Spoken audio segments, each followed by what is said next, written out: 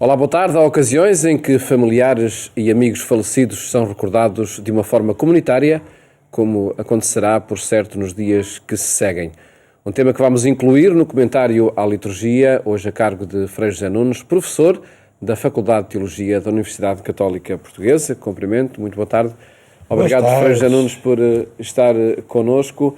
E antes de olharmos os textos bíblicos deste domingo, olhamos a circunstância em que acontece essa celebração. Pela celebração de Todos os Santos, pela celebração dos Fiéis Defuntos, dias em que, e acredito que este ano ainda mais, por ser assim um fim de semana prolongado, se proporcionam encontros e memórias dos que já partiram. Pois é.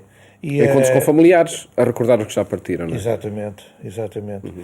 E às vezes até se proporcionam encontros de familiares que ainda não partiram para se reunir à volta dos que já partiram. O que também é muito bonito, quer dizer, nós vivermos todas estas circunstâncias da vida que inclui a morte, em família, em solidariedade, em amizade, em fraternidade, e não viver sozinhos. Isso é sempre mais difícil, doloroso, embora cada um depois também tenha que fazer os seus lutos, e isso cada um os faz à sua maneira. Bom, eu acho que muito bem, se é que eu tenho que achar alguma coisa, eu acho muito bem que o dia 1 de novembro para o dia de Todos os Santos e o dia 2 de novembro para os Fiéis Defuntos estejam juntinhos, 1 e 2. Porque no fundo, eu acho que nós estamos a celebrar a mesma coisa. Sob aspectos diferentes, lembrando eventualmente pessoas diferentes, mas é a mesma realidade. Nós, no dia de Todos os Santos, nós lembramos todos aqueles, os que estão nos altares, que a Igreja já reconheceu oficialmente como santos, mas também todos os outros que são santos. E que nem são conhecidos, são desconhecidos das pessoas, do mundo, da Igreja, até pessoas de outras religiões, digamos assim, quer dizer, no fundo, todos os que fizeram a vontade de Deus, isto é, todos os que andaram na vida a amar, a ajudar, a ser bom para os outros, a ser honesto, esses são santos. Estejam reconhecidos pela Igreja e venerados nos altares ou não. E sobretudo independentemente do juízo que cada um possa fazer acerca do outro, não é? Com certeza, porque isto é mesmo assim. Deus é que sabe. Quem somos nós para estarmos a fazer estes juízos?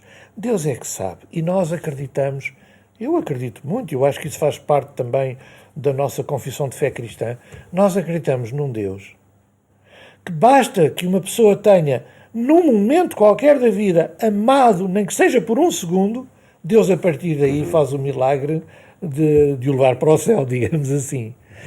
Há 3 anos, creio, acho que foi em 2018, não posso errar um bocadinho, mas pronto, o Papa Francisco escreveu um texto muito bonito sobre a santidade, Gaudete et Exultate. E aí ele diz isso desde o princípio ao fim, que a santidade é um chamamento a toda a gente, é uma vocação para qualquer pessoa, para o Paulo, para mim, para as pessoas que estão aqui connosco neste estúdio, para qualquer pessoa. E ser santo não é apenas viver ou ter vivido com virtudes heróicas. Não, quer dizer, realmente há santos que o fizeram, não é? E mártires.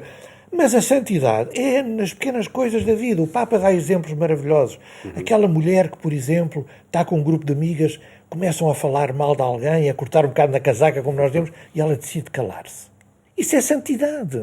Depois ela chega à casa, está cansada, mas o filho precisa desabafar com ela. Ela escuta. Isso é que é ser santo. Não é nada. Depois está um pouco angustiada, põe-se a rezar. Isso é que é ser santo. Quer dizer, isto não é uma coisa. E, portanto, isto une-nos logo muito ao dia 2 de novembro. Aos fiéis defuntos. E aos defuntos também sem ser fiéis, quer dizer. Às pessoas que partiram, que andaram nesta vida, neste mundo, que uns mais, outros menos, foram realmente pessoas de muita bondade, outros de menos bondade, mas toda a gente alguma vez amou alguma vez na vida. E nós acreditamos que Deus lhes abriu os braços na sua misericórdia infinita. Então nós rezamos, pedimos a sua intercessão, porque estão junto de Deus, e procuramos seguir as boas práticas de vida, as pegadas de boas práticas de vida que eles nos deixaram, não é? E pronto, quer dizer, realmente são festas muito bonitas. E é essa memória que interessa fazer nos encontros que estes dias proporcionam? Eu acho que sim, quer dizer, é mesmo. Aliás, eu com franqueza agora também ando um bocado esquecido. Mas eu penso que no dia 1 de novembro, a leitura, uma leitura que se faz é das bem-aventuranças. Os santos são os bem-aventurados, quer dizer, são aqueles que procuraram viver bem, no fundo, aquilo que Deus tem de melhor para nós e que nos disse que era o melhor para nós, ser bom, ser manso, ajudar, viver em paz, lutar pela justiça. Isso é que é ser santo, quer dizer, e então nós vivermos isso e no nosso horizonte de vida sermos inspirados realmente por essas pessoas e por esses valores, e procurarmos também nós ser santos, que somos chamados à santidade. Nesta celebração, acredito que as vítimas desta pandemia estejam particularmente presentes. Pois. Uma celebração já o ano passado promovida pela Conferência Episcopal quis assinalar, também em novembro. Este ano também, não? Este ano houve sobretudo uma evocação por um movimento de cidadãos, precisamente para homenagear, não é? Acho que foi em outubro, creio eu, já não tenho Sim. Para homenagear quem partiu vítima e que não deve ser esquecido, não é? Não deve ser esquecido. Sem dúvida. E, portanto, lá está, fazem parte dos defuntos, fiéis ou não? Sim. Porque a pandemia não escolheu só os cristãos, também escolheu os ateus, e pessoas de outras religiões. E, portanto, nós rezamos por eles, lembramos, fazemos memória, é bom que o façamos, e nós cristãos rezamos por eles, e acreditando que eles estão em Deus, pedimos a sua intercessão. Eu, por acaso, diariamente, até faço um pouco essa oração, por todas as vítimas da pandemia, direta ou indiretamente. É assim que eu costumo rezar. Porque, de facto, muitos faleceram e muitos sofrem as consequências da pandemia. Uns com sequelas diretas, em termos de saúde, outros porque ficaram órfãos ou viúvos, ou, enfim, quer dizer, há muito sofrimento associado à pandemia, mesmo que não tenha sido a passagem física desta vida para outra, a morte. Neste encontro, em cada sexta-feira, nós olhamos sempre os textos da Bíblia e vamos fazê-lo também agora.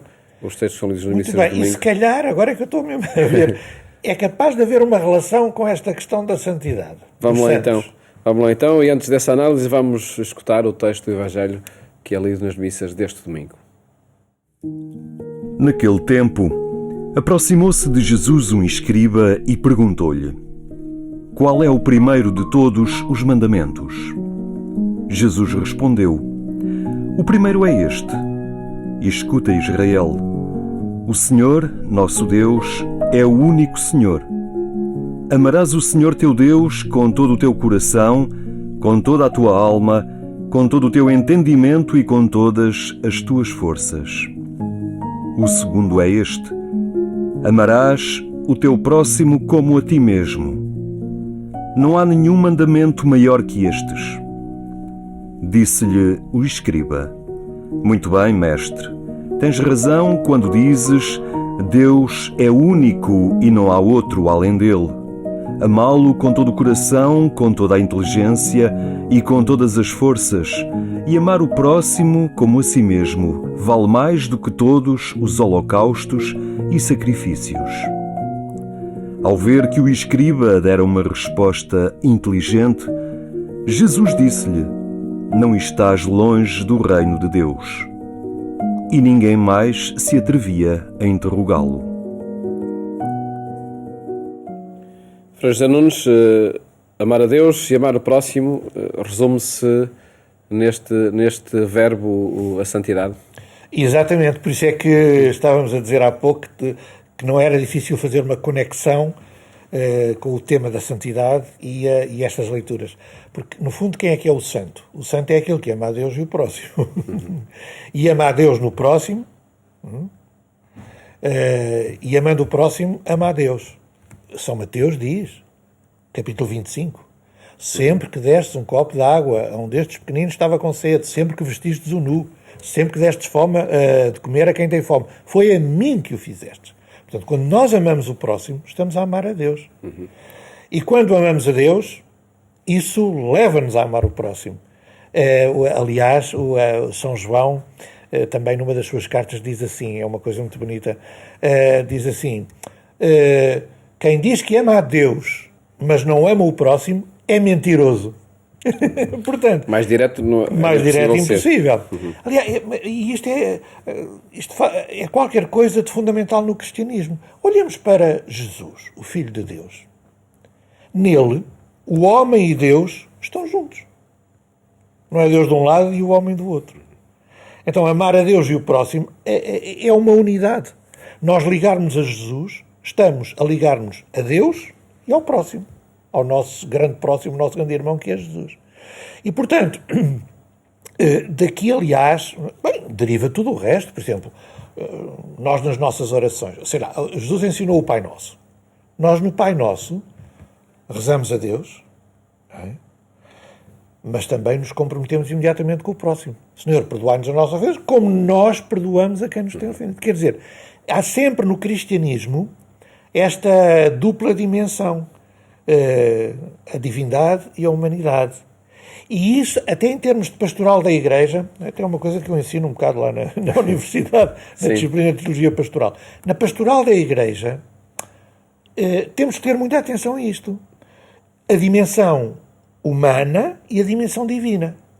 Porque se nós esquecemos a dimensão divina do cristianismo, e portanto na pastoral da Igreja, se nós vamos só para o humanismo, e tratar dos pobres e dos centros sociais, não é? Nós podemos correr o risco de nos tornarmos uma instituição de filantropia. Quer dizer, ótimo, fazer o bem é muito bem, mas quer dizer, passamos a ser funcionários de uma empresa de fazer o bem, neste caso. Se esquecemos a dimensão divina. Portanto, a oração, a contemplação, a celebração da vida, também tem que estar presente na pastoral. Por outro lado, se nós nos dedicamos só muita reza, muita missa, muito batismo, muito sacramento, muita comunhão, e esquecemos o próximo, a dimensão humana, também estamos a falhar em qualquer coisa. Portanto, também aqui na pastoral da Igreja, amar a Deus e o próximo. Sempre estas duas dimensões. Isto dava para continuar a conversar. E podíamos também ver em que contexto é que surge esse duplo mandamento, resumido num só, não é? Há aqui que estratégia era esta do escriba de ir ali questionar Jesus sobre o assunto? É que os escribas tinham muitas leis, não é? Embora este até parecia mais ou menos bem intencionado. Jesus até há alguns que esclarece, diz, olha, não estás longe do reino dos céus, não é? Deu uma resposta inteligente. Deu uma resposta inteligente, quer dizer. Sim. E depois houve um outro, parecido com este, mas que está num texto de um outro evangelista, em que também vem, mas o que é isso? Amar a Deus e o próximo? Que é o meu próximo? E aí Jesus, Evangelho de São Lucas, conta a parábola do bom samaritano, não é? Quem é que é o próximo? É aquele que se aproxima de quem precisa, o bom samaritano. Bem, mas realmente, quem eram os escribas? Eram pessoas muito versadas na lei socio-religiosa de Israel. E eles tinham leis que nunca mais acabava. Nós sabemos, por um documento histórico que existe, até é conhecido bastante, no tempo de Jesus, houve um rabino que se dedicou a multiplicar por 39 cada um dos 39 interditos que havia ao sábado. Quer dizer, ao sábado não se podiam fazer 39 coisas. E ele achou piada em cada um dos 39 pôr também 39 em cada um. 39 vezes 39, aquilo dá mais de 1500, não é? Quer dizer, ao sábado aquilo era só leis. E Jesus alivia-nos das leis todas. E diz vem dizer para perdoar 70 vezes 7, não é? De lá está a outra conta que... Ora, aí está. Quer dizer, perdoar 70 vezes é sempre. Quer dizer, e portanto, o que é que há que fazer sempre? Amar. Perdoar. Mais nada. Olha, isto faz-me lembrar outra coisa. Se calhar já o disse aqui, porque eu digo tantas vezes nas celebrações que faço, sobretudo com adolescentes, jovens, até crianças também. Deus de nós só quer duas coisas. Primeiro é que a gente seja feliz. Olha, isto eu gostava depois na primeira leitura, mas já lá vamos, já lá vamos. Deus o que quer é que a gente seja feliz, que a gente tenha alegria. E depois, para termos alegria, diz assim, olha, vocês querem realmente ter alegria, ser felizes. Olha, amem-se. É o que está no capítulo 15 de São João. Deixo-vos um mandamento novo. Amai-vos como eu vos amei. Disse-vos estas coisas para que a minha alegria esteja em vós e a vossa alegria seja completa. Depois nós podemos ser como os escribas. Inventar leis. Eu lembro quando fiz a catequese em pequenino, já falámos disto aqui muitas vezes, listas de pecados, eram os pecados que ladravam aos céus, e os pecados contra o Espírito Santo, e os pecados veniais, e os pecados mortais, e os dons do Espírito Santo, e os frutos do Espírito Santo. Quer dizer, a gente pode inventar o que a gente quiser, e mandamentos disto, e mandamentos daquilo, e os mandamentos de Deus, e os mandamentos da Santa Madre Igreja, e os mandamentos de... É quase um sufoco. Podemos ser um bocado legalistas como os escribas. E o Jesus é muito simples. Ama e vais ver que vais ter alegria. Nesse aspecto, o Santo Agostinho, não quer demais recordar, teve aquela famosa frase, não é? Cristão, ama e faz o que quiseres. Pronto, não é nada. E de facto, enfim, ligávamos às pistas para a santidade que falava há pouco, não é? Sem dúvida. Parar com a bisbilhotice, enfim, passa aí por muitas coisas tão pequeninas. Se calhar relacionamos já com o texto da primeira leitura, Frei José Nunes. Sim, que é do livro do Deuteronómio, onde está também novamente esse mandamento maior de amar Deus acima de tudo. Exato. Amar a Deus acima de tudo. Mas depois isso traduz-se em mandamentos para a vida. Mas o que é engraçado é que essa leitura diz mesmo aquilo que eu estava a dizer. Põe em prática o que te pode tornar feliz. E isto é uma perspectiva que eu acho muito importante. E desconfio que muitas pessoas, muitos cristãos, provavelmente muito mais santos do que eu, não estou a fazer juízos de nada, nem sobre ninguém. Mas eu acho que muita gente ainda não percebeu isto. Ainda não captou. Porque é que Deus nos dá os mandamentos? Porque é que Deus diz para não matar? Porque é que Deus diz para não roubar? Porque é que Deus diz para não cometer adultério? Para quê? E há pessoas que acham, bem, nós temos os mandamentos. Deus deu-nos umas ordens para a gente cumprir e assim Ele ficar contente. E se nós cumprirmos os mandamentos, podemos ir para o céu. E se nós cumprirmos os mandamentos, Deus perdoa-nos os pecados. Mas a verdade é que não é para nada disso. Nada disso. A leitura é muito clara. Cumpre os mandamentos, põe isto em prática, para que possas ser feliz. Então é aquilo que dizíamos a propósito do Evangelho. Queres ser feliz? Queres ter alegria na vida? Olha, ama, cumpre os mandamentos, porque se tu começares a roubar, vai haver confusão. Se tu começares a cometer adultério, vai começar a haver desestabilização e problemas. Se tu começares a matar, não vais ter paz. Portanto, queres ser feliz? Olha, ama, cumpre lá os mandamentos. Os mandamentos, no fundo, são umas dicas, como agora se diz, são umas dicas que Deus nos dá para a gente poder ser feliz. Porque a única coisa que interessa a Deus é a gente ser feliz. E realmente, a mim dá-me pena. Apetece dizer, não compliquem, não é? Não compliquem. Eu digo com freio, dá-me pena. Eu digo isto sem qualquer espécie de paternalismo ou ar de superioridade, porque eu já disse, as pessoas que têm outra espiritualidade, a maior parte delas serão muito mais santas do que eu. Tudo bem, mas eu tenho pena. Eu tenho pena que haja pessoas cristãs que andem a cumprir mandamentos, que andem a cumprir leis, ordens de Deus, para ver se Deus fica contente com eles e a ver se vão para o céu. Mas não é para isso, caramba. Não é para isso. É para ser feliz. Mas será que há alguém que não quer ser feliz? E são de facto pistas que decorrem destes textos que são lidos nas missas de domingo. Avançamos para outra análise da carta aos Hebreus. Já há tempo? Ainda temos tempo, sim, para olhar essa carta aos Hebreus no capítulo 7, onde emerge a figura de Jesus como, aliás, como dizia há pouco também o Frei José Nunes, como exemplo deste humanismo e divindade que se juntam na mesma pessoa. Exatamente. E por causa disso dão-lhe o título de sacerdote, sumo sacerdote. Então, Sacerdócio eterno, não é? sacerdócio eterno. Que não é, como diz a Carta aos Hebreus muitas vezes, ser sacerdote no cristianismo. Não é andar a rezar missas, nem com muitas orações. Ser sacerdote no cristianismo é entregar a vida pelos outros, é pôr-se ao serviço dos outros, é amar, para ser feliz. Mesmo que possa passar pelas missas e por tudo isso. Bem, a gente, já há bocado dissemos, nós não somos uma empresa de um funcionalismo de fazer o bem. A oração há de estar sempre presente em todos os momentos da vida e situações da vida. Certo, a nossa espiritualidade carece da oração, ok? Muito bem. Mas aqui estamos a dizer, a oração conduz-nos ao serviço, ao ser sacerdote, ao entregar a vida. Jesus, diz a Carta aos Hebreus, inaugurou um novo sacerdócio, o sacerdócio eterno. Já não é andar a oferecer sacrifícios de animais, sacrifícios externos, não. É oferecer a vida.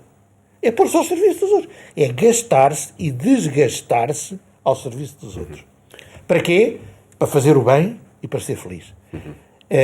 O São Paulo diz, na comunidade de Éfeso, isso está no capítulo 18 dos Atos dos Apóstolos, o São Paulo diz uma coisa, que é, lá aos cristãos de Éfeso, lembrai-vos daquilo que o Senhor disse, há mais felicidade em dar do que em receber. E nós não temos esta frase de Jesus nos Evangelhos, mas certamente que era uma coisa que Jesus viveu e que deve ter dito muitas vezes. Queres ser feliz? Queres ter felicidade? Põe-te ao serviço dos outros. Ama. E verás como tens alegria. Então São Paulo ouviu, porque o São Paulo disse isto em Éfeso, pai, quê? 20, 25 anos depois de Jesus morrer. Aquilo chegou-lhe aos ouvidos. A tradição oral chegou-lhe aos ouvidos. E ele diz, olha, Jesus um dia disse, há mais felicidade em dar do que em receber. Lá está. O que é ser santo? Pôr-se ao serviço. Dar-se. E com isso é santo e é-se feliz. E de facto são esses momentos também que se recordam quando se evocam quem já partiu, não é? E são momentos de felicidade e, enfim, que nestes dias, por certo, estarão em encontros que acontecem nas várias comunidades. Frei José Nunes, agradeço-lhe ter estado aqui a analisar os textos da Bíblia neste contexto de finados, como dizemos, que este ano adquire sem dúvida também uma dimensão especial por causa da pandemia. Muito obrigado e até uma próxima oportunidade aqui em torno dos textos da Bíblia. Mais logo concluímos no programa que partilhamos consigo na Antena 1, às 22h45, um mês de histórias missionárias que nos foram chegando de todos os continentes. Desejo-lhe um bom fim de semana e até à próxima segunda-feira, se Deus quiser.